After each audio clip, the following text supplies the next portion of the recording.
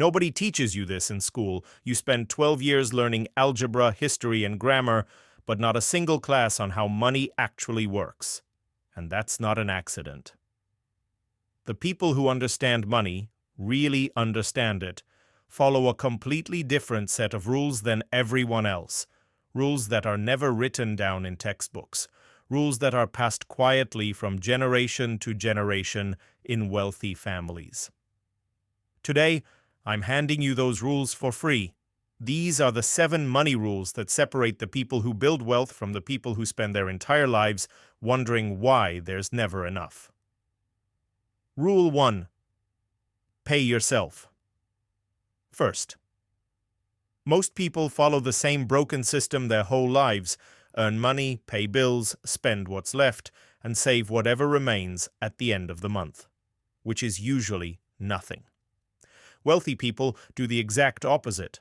The moment money comes in, a fixed percentage goes directly into savings or investments, before rent, before food, before anything else. The bills get paid from what's left, not the other way around. Even 10% changes everything.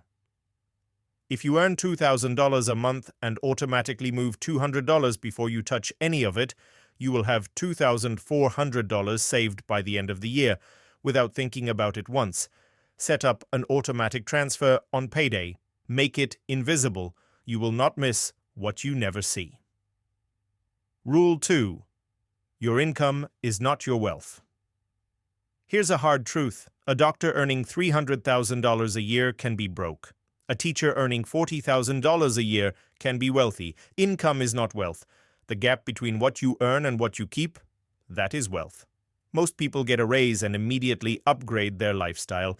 Bigger apartment, new car, better restaurants. This is called lifestyle inflation, and it is the single biggest reason high earners stay financially stuck.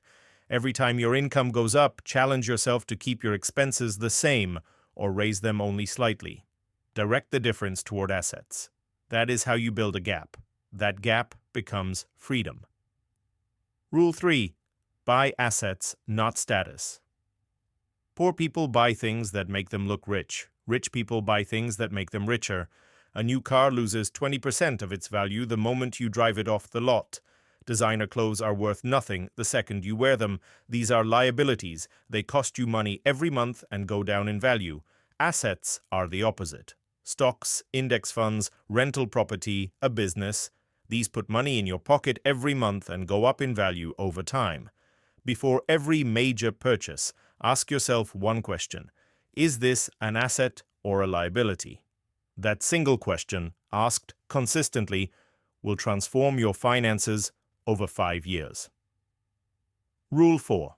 Compound interest is the 8th wonder of the world. Albert Einstein allegedly called compound interest the 8th wonder of the world. Whether he said it or not, the math is undeniable. If you invest $200 a month starting at age 25 at an average 8% annual return, you will have over $700,000 by age 65. If you wait until 35 to start that same habit, you end up with less than $300,000. Same monthly amount. A 10-year delay costs you $400,000. Time is the one ingredient money cannot buy back. The best day to start investing was 10 years ago. The second best day is today. Rule 5. Debt is a tool. Use it or it uses you. Not all debt is created equal. There is debt that destroys you and debt that builds you. Bad debt is borrowing money to buy things that go down in value or have no return. Credit card debt at 22% interest, car loans for luxury vehicles, buy now, pay later for things you don't need. This debt steals from your future self. Good debt is borrowing money to acquire something that generates more return than the interest rate costs. A mortgage on a rental property, a student loan for a degree with strong earning potential, a business loan with a clear path to profit. The rich use good debt as leverage to accelerate wealth. The financially struggling use bad debt to fund a lifestyle they haven't earned yet. Know which side you're on. Rule 6. Your network determines your net worth. You are the average of the 5 people you spend the most time with. This is not a motivational poster quote. It is measurable financial reality. If everyone in your circle thinks wealth is for other people, complains about money, and celebrates keeping things the same, that environment will pull you down no matter how much you earn. Start deliberately putting yourself near people who think differently about money. Go to free investing seminars, join online communities around financial independence, listen to podcasts where successful people explain their thinking, read their books. You do not need to change your friends. You need to expand your circle. One new conversation with the right person can permanently shift how you think about money. Rule 7. Financial education never stops. The most expensive thing you can do with your money is nothing. Park it in a savings account earning 0.1% interest while inflation runs at 3%. You are losing money every single year without touching it. The wealthy invest in their financial education constantly. They read, they learn how the tax system works, they understand what an index fund is, they know the difference between a Roth IRA and a traditional IRA. Not because they are geniuses, because they chose to learn. Every hour you spend understanding money will pay you back for the rest of your life. There is no other investment with a higher guaranteed return. Start with one book. The Psychology of Money by Morgan Housel. Rich Dad, Poor Dad by Robert Kiyosaki.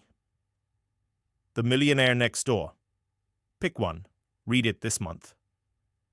It will not feel like work.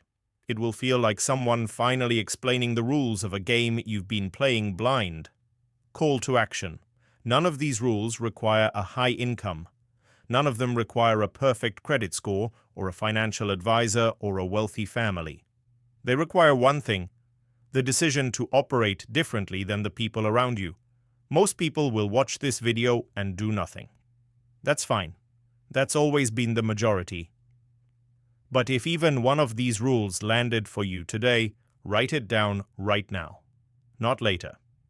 Now. Put it somewhere you'll see it every morning. If this was useful, subscribe, because we're putting out videos like this every week. And check the description below. I've linked the books mentioned in this video and a couple of the tools I use to track my own finances. See you in the next one.